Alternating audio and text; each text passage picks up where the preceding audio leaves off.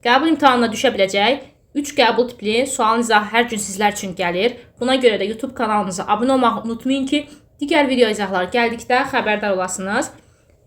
Hansı ki, burada fikir versəz, maddi nöqtələr arasındakı məsafə soruşulur. B olanda, yəni cisimlər arasındakı məsafə soruşulanda biz 2 dənə mütləq məsələdə diqqət etməli olduğumuz məqam var.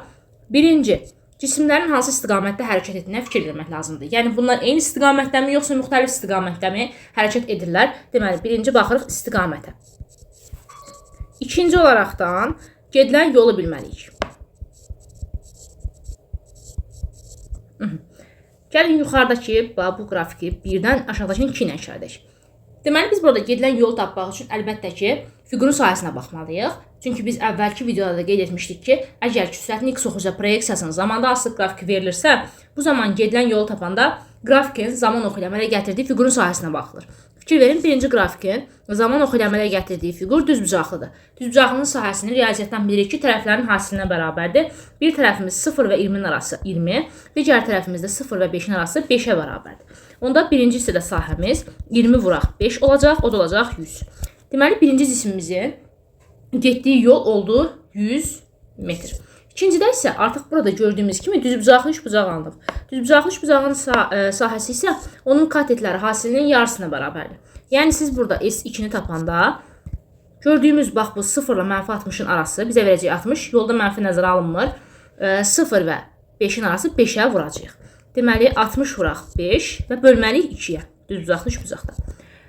62 ilə ixtisar gedir. Məxrəcdə bir sürətdə qalır 30. 30-u vur 5-ə olacaq 150. Deməli, ikinci cisimimizdə 150 metr yol getmişdir. Qeyd etdiyim kimi, istiqamətdə fikir verməliyik. Fikir versəz, birinci x ox istiqamətdə hərəkət edir. Çünki sürətin x oxucuda proyeksiyası 20-dir və sabit sürətlə hərəkət edir.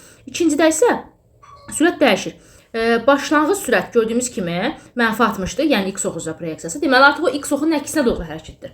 Və hər ikisinin də deyir, başlanğıc koordinatları eynidir. Tutaq ki, bu cisimlərimiz 0 koordinatında olmuşlar. Birinci cisim dediyimiz kimi x ox istiqamətində baxın nə qədər gedəcək? 100 metr. 0-dan x ox istiqamətində 100 metr gəldi bax buraya. 100 koordinatına gəldi.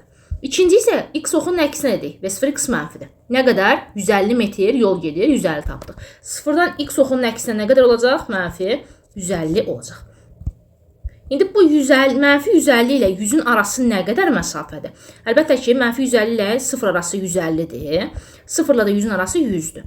Onda bütöv məsafə bu iki hissənin 150 ilə 100-ün cəminə bərabər olacaq. Yəni, nə edəcəyik? Toplayacağıq. 150 üstə gələk 100 olmuş olacaq. Bu da bizə verəcək 250 metr.